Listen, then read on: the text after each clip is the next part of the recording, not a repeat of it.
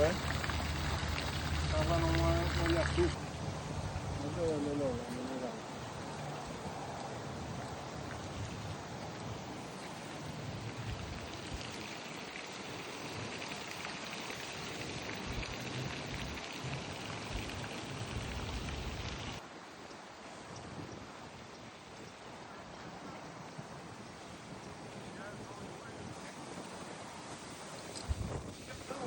Just heard was a historic firearms demonstration. The big boom will be right down there by the watchtower at 4 o'clock. Will be the next cannon demonstration. It's for the cannonballs. No, they don't shoot a cannonball out of the cannon.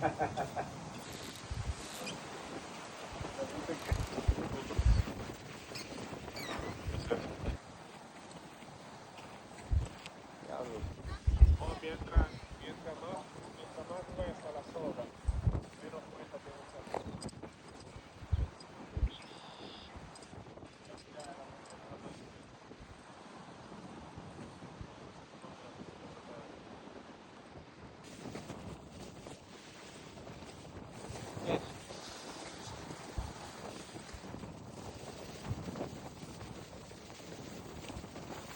Tiene la astillera. Quiero que te tiren los vasos.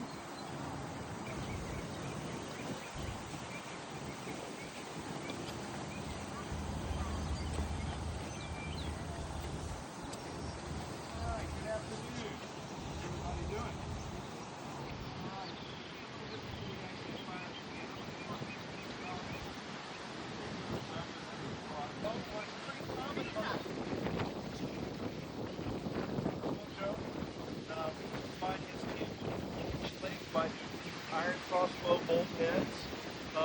Coronado, you can trace them all the way from Mexico to Kansas and back by the crossbow bolt heads and other ones.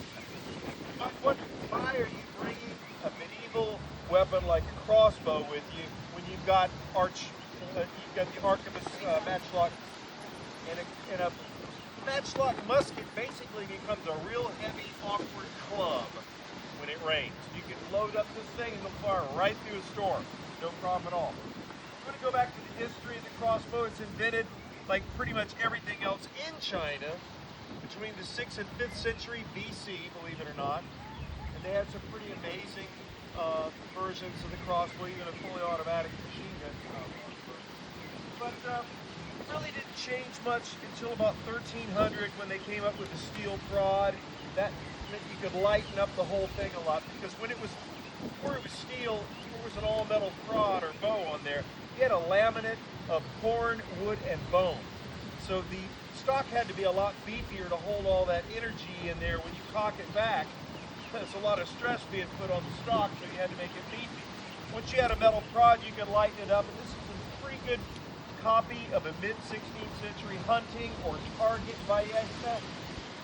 And some of the European models were hundreds of pounds, up to 600 pounds draw weight.